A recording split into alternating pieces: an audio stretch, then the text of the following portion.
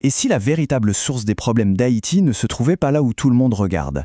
Aujourd'hui, on va explorer une perspective complètement différente, une qui déplace le projecteur des facteurs extérieurs vers la puissance de la transformation intérieure. Voilà la question centrale, une question qui nous force à regarder au-delà de toutes les explications habituelles. Est-ce que le vrai problème, c'est le manque de chance ou est-ce que c'est quelque chose de bien plus profond, un manque de transformation personnelle? Pensez-y une seconde. Imaginez un jeune, plein de rêves, plein d'énergie. On sent le potentiel, il est là, palpable. Mais sans une direction claire, sans boussole, ce potentiel s'évapore jour après jour. C'est l'image parfaite de l'ambition sans stratégie. Ou alors imaginez cette mère de famille. Chaque jour, elle espère, elle prie pour que ça aille mieux, pour un avenir meilleur pour ses enfants. Mais l'espoir seul ne suffit pas quand, jour après jour, les mêmes habitudes et les mêmes décisions la maintiennent coincée dans un cycle qui ne mène nulle part. Et puis il y a cette image peut-être la plus forte de toutes. Des milliers de gens qui travaillent sans relâche, qui se donnent corps et âme sous un soleil de plomb. L'effort est immense, mais leur vie, elle, ne change pas. Comment est-ce possible ? C'est tout le paradoxe qui est au cœur de notre sujet aujourd'hui. Et ça nous amène à ce qu'on pourrait appeler le piège du travail acharné. C'est une idée qui est difficile à accepter, mais elle est essentielle. L'effort seul, ça ne suffit pas. Il manque une pièce maîtresse au puzzle. On voit bien ici une tension énorme. D'un côté, il y a ce désir très humain de trouver une solution facile, un succès rapide, un truc qui marche tout de suite. Et de l'autre côté, il y a la réalité brutale. On peut travailler comme un forcené toute sa vie et rester exactement au même point. C'est comme courir sur un tapis roulant. On s'épuise, on transpire, mais on ne va nulle part. Alors, si le simple fait de travailler plus dur n'est pas la réponse, c'est quoi la solution? C'est ici qu'intervient ce qu'on pourrait vraiment appeler la règle d'or, le principe fondamental de toute croissance. Mais juste avant de vous dévoiler cette règle, clarifions un terme clé, le développement personnel. Attention, ce n'est pas un concept vague ou perché.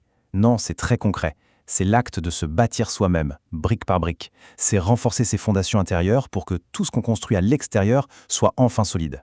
Et la voici, cette fameuse règle d'or, formulée par l'auteur Jim Rohn. C'est simple, mais c'est d'une puissance.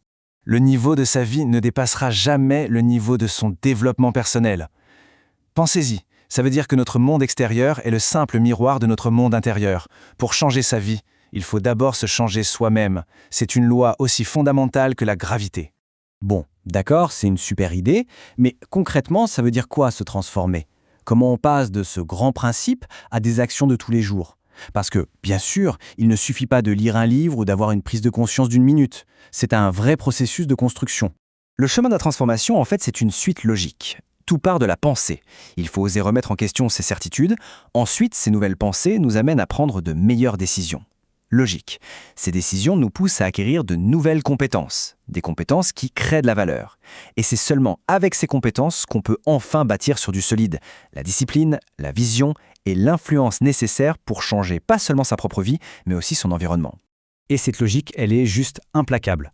On veut une vie meilleure, il faut devenir une meilleure personne. On veut plus d'argent, il faut devenir plus compétent. On veut plus d'opportunités, il faut avoir plus de valeur à offrir. L'extérieur est toujours la conséquence de l'intérieur. Le vrai travail, ce n'est pas de vouloir plus, mais de devenir plus. Ok, maintenant qu'on a bien compris le principe pour une seule personne, élargissons la perspective.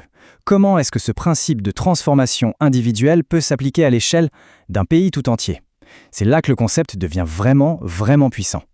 L'idée, c'est que les solutions habituelles ne suffiront pas.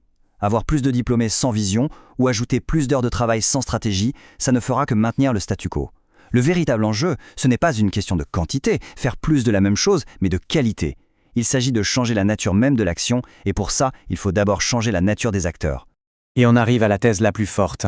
Un pays ne se change pas depuis l'extérieur. Il se transforme de l'intérieur, un citoyen à la fois. Le vrai pouvoir du renouveau, il ne se trouve pas dans les institutions ou les programmes d'aide, mais dans la décision de chaque individu de devenir une personne plus consciente, plus compétente et plus visionnaire. Ce principe a une portée immense. Quand une personne change qui elle est, tout ce qui l'entoure commence à changer. La transformation personnelle n'est donc pas du tout un acte égoïste, bien au contraire, c'est un acte profondément communautaire. Chaque petit changement intérieur crée une onde de choc positive qui se propage à la famille, aux voisins et au final, au pays tout entier. Et ces questions, elles nous ramènent à l'essentiel, que ce soit au niveau individuel ou collectif. Est-on fatigué de tourner en rond? Est-on prêt à enfin briser le cycle pour vraiment évoluer? On termine donc avec cette pensée finale. Et ce n'est pas un message d'espoir passif, c'est un puissant appel à l'action. La perspective est complètement renversée. Il ne s'agit plus de chercher une vie meilleure, mais de devenir la personne capable de la créer. La solution n'est pas à trouver quelque part à l'extérieur, elle est à construire, de l'intérieur.